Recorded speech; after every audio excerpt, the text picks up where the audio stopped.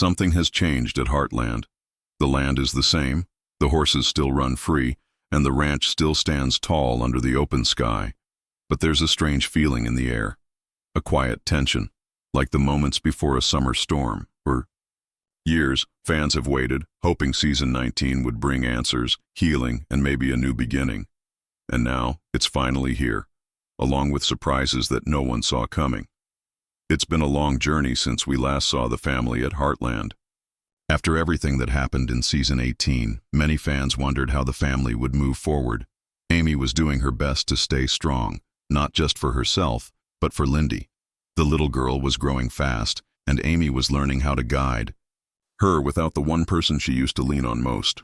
Tyloo was facing pressure too. As mayor of Hudson, she had to make hard choices. Balancing her job, her family, and her own happiness was pulling her in too many directions. Peter was trying to help, but things between them were never easy. Some days felt like they were rebuilding. Others felt like they were drifting apart again. Jack, the heart of the ranch, tried to keep things steady.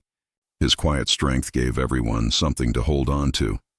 But even he couldn't stop the changes coming to Heartland. The ranch was facing money trouble.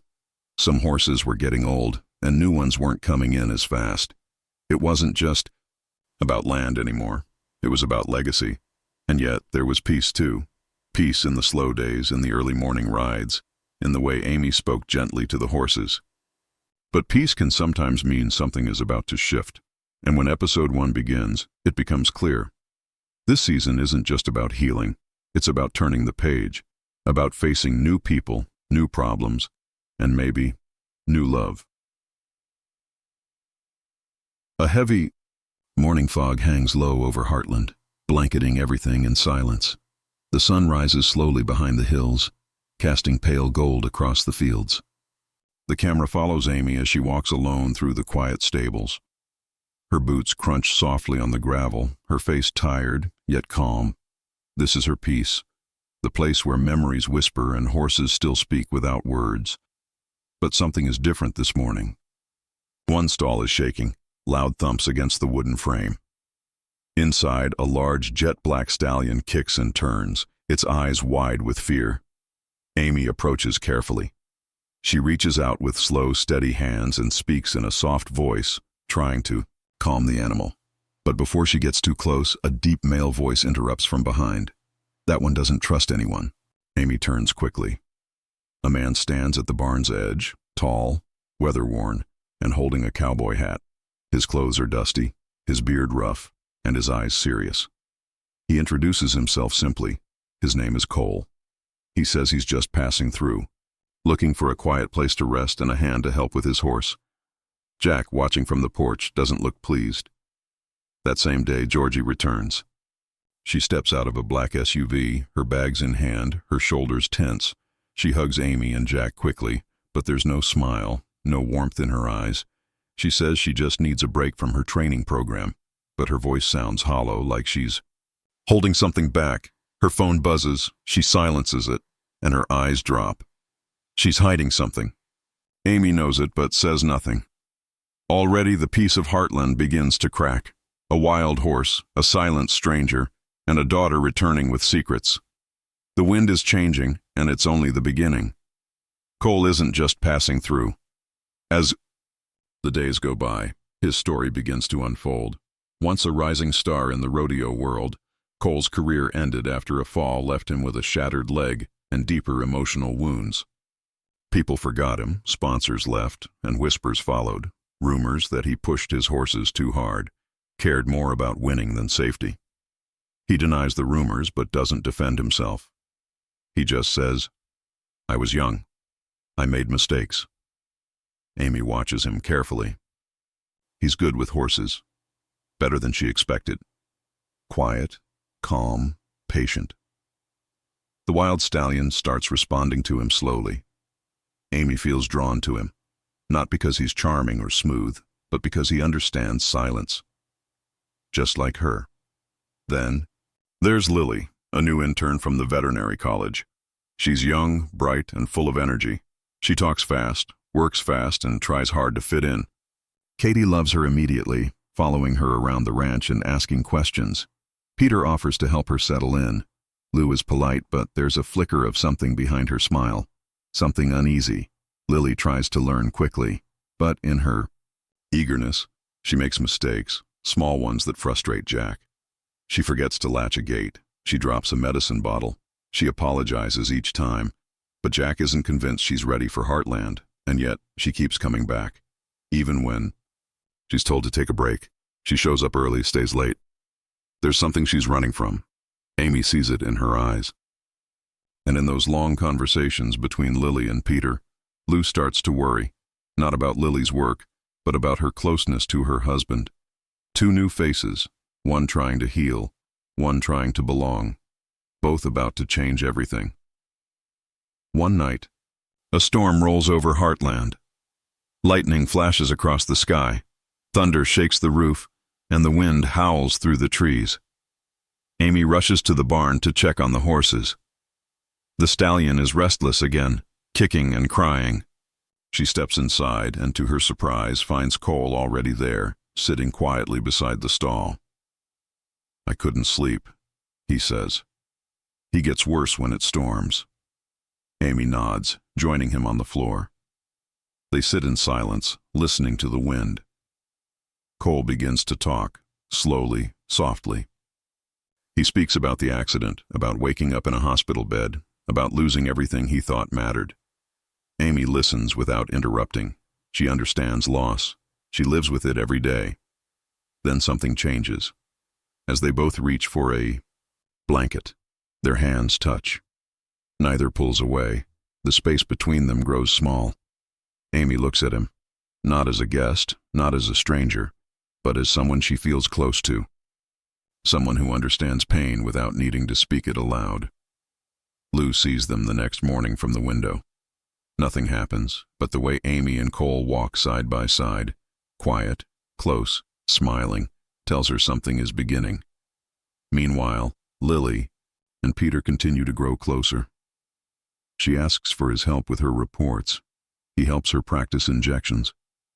One day Lou walks into the barn to find them laughing. Too close, too friendly. Lou doesn't say anything, but the tension builds. That night, Lou and Peter fight. Words are sharp. Lou accuses. Peter defends. Katie hears it all from her room. She grabs her hoodie and runs out into the rain, crying. Lily, who follows her and finds her near the stables, offers her comfort. But Lou's trust is already broken.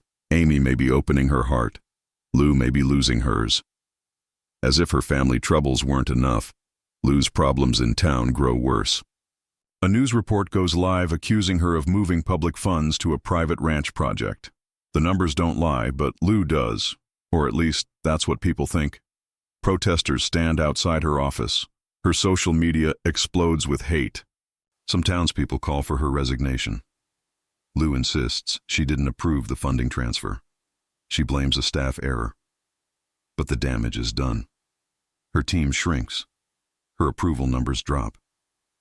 And the town she once served proudly now looks at her with doubt.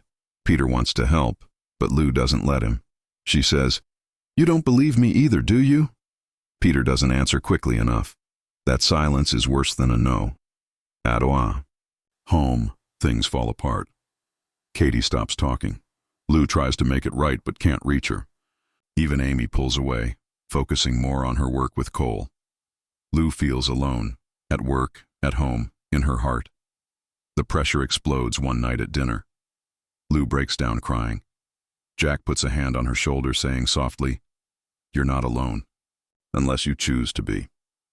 It's a reminder that family stands strong, but only if you let them in. Lou doesn't respond. She stares at her plate. Across the table, Amy and Cole sit quietly, sharing a look Lou doesn't miss. Georgie arrived home weeks ago, but something still wasn't right. She smiled when people looked at her and said she was fine when asked, but Amy could see the truth. Her smiles didn't reach her eyes. Her laughter was empty.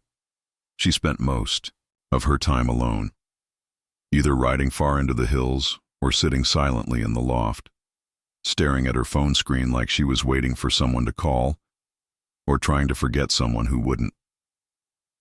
At first, Amy gave her space. She remembered what it was like to carry pain you didn't want to share and she thought maybe Georgie just needed time. But time passed, and the distance only grew. Jack noticed it too. He offered to take her out riding, like they used to when she was young. She said she was tired. Lou invited her to a town fundraiser. Georgie didn't even answer. Peter dropped by with pizza, and she quietly slipped away to the barn. One evening, Amy stood in the kitchen washing dishes while watching Georgie through the window. She was sitting on the fence, legs dangling, head bowed. Behind her, the golden sky was turning dark with clouds. Amy dried her hands, walked outside, and climbed up beside her. "You okay?" Amy asked. Georgie shrugged. "Yeah, just thinking." "About Europe?" Amy guessed. Georgie didn't answer for a long moment. Then she whispered, "I didn't go." Amy blinked. "What do you mean? You said you were taking a break." Georgie gave a small, bitter laugh. "That was the lie I told everyone. I got accepted to the training camp. I had a spot, a place people dream of, but I didn't go." "Why not?" Georgie's fingers curled around the fence rail. "Because of him." Amy's heart sank. She knew now. This wasn't about fear of failure or needing a break. This was about love, the kind that blinds you and breaks you all at once. Amy had known that kind of love too, and the kind of pain that followed when it went wrong. "He was my training partner," Georgie continued, her voice tight. "His name was Marco. He was amazing, funny, smart, fast. He made every practice feel like a race worth winning. We became close, really close. He told me to stay, said if I skipped the camp, we could travel together, train in smaller circuits." He made it sound beautiful, and I believed him. "What happened?" Amy asked gently. Georgie turned her face away, but her voice cracked. 2 weeks later, he left. No call, no goodbye, just a message saying he changed his mind. I gave up. Everything for someone who gave me nothing. Amy didn't speak. She just reached out and wrapped an arm around her, holding her close as the wind picked up.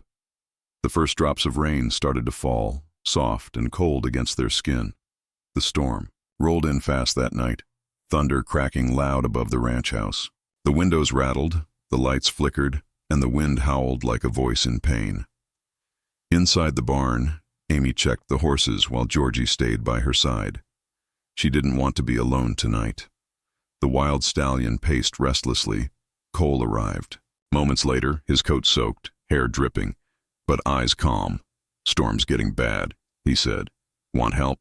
Amy nodded, and the three of them worked together, moving hay, calming the horses, and securing the doors. It wasn't until they finished that Cole noticed the tight look on Georgie's face. "You all right?" he asked.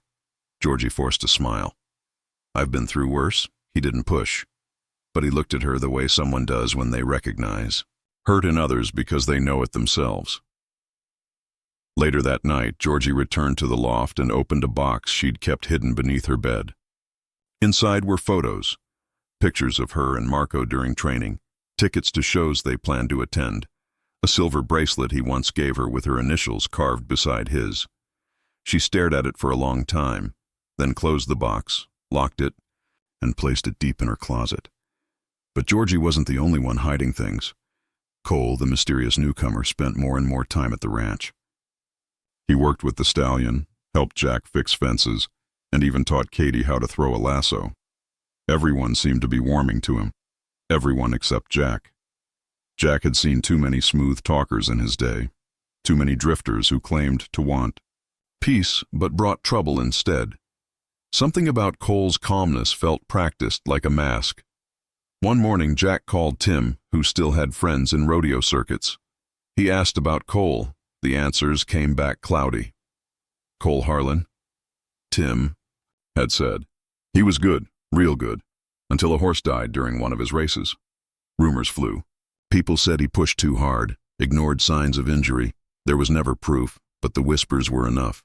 Sponsors dropped him. He vanished. Jack thanked him and hung up. He walked to the barn and found Cole brushing the stallion, quiet and focused. "We need to talk," Jack said. Cole looked up. "About what?" "About the truth." Meanwhile, Lou's world was still spinning. The investigation against her wasn't going away. More documents were leaked. Rumors of bribes spread. Across town, she was innocent, but every headline said otherwise. Peter tried to talk to her, but she pushed him away. Lily stayed quiet, acting innocent, but Lou had begun to suspect her involvement. Every time Lou tried to focus on her family, something pulled her back into the chaos of her political career. Katie was distant, Peter was angry, and Lou was cracking. Late one night, she sat alone in the kitchen, looking at old pictures on the wall. Her hand trembled as she held her wedding photo, and she whispered, "Where did it all go wrong?" Back in the barn, Jack and Cole faced off. "I know who you are," Jack said. "And I know what happened to that horse." Cole stood straight. "You know what they say happened." "Does it matter?" Jack asked. "Your past follows you." Cole looked down at the horse beside him. "That's why I'm here. Not just to help this stallion, but to make peace with what I did. Or didn't do. I don't want to run anymore." Jack watched him closely. "Don't break Amy's heart to fix your own." "I won't," Cole said. "I couldn't." The next day, Georgie made a decision.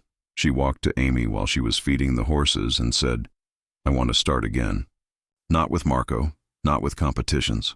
Just here. With me." Amy smiled. "Then you're in the right place." Georgie asked to help train some of the younger horses. She said it would help her feel like herself again. Amy agreed, and together, they began working with a young mare named Honey. The bond formed quickly.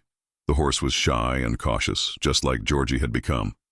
But together, they moved in harmony. 1 week later, another storm rolled in, this one darker, fiercer. As the rain poured down, Lily stood outside in the dark, whispering into her phone. "I gave him everything," she said. "The drive, the statements. She's finished." She didn't notice Katie standing nearby, listening. The next morning, Katie told Lou what she heard. Lou's face went pale. Inside the house, Amy stood at the window with Cole. They were watching Georgie ride across the field on Honey. The storm clouds were gone, the sun bright. "She's healing," Amy said. Cole nodded. "So are you." Amy turned to him, uncertain. "Are you?" He hesitated. "I want to be. With you." Amy didn't answer, but she didn't turn away either. At the very end of the episode, Georgie walked into the barn and found a package addressed to her. Inside was a single photo, her and Marco, ripped in half. No note, no name, just silence. She dropped it to the ground and stepped away. Outside, Jack watched her from the porch. He lit a lantern, stared into the night, and whispered, "Storm's not over yet." The season premiere ends in the most powerful way. The wild stallion, once violent and terrified, now stands calmly by the fence. Cole and Amy worked for weeks to build that trust, and now he lets Amy brush him gently, without fear. Cole stands behind her, quiet. He tells her, "You gave him a second chance. Maybe you can give yourself one too." Amy turns around.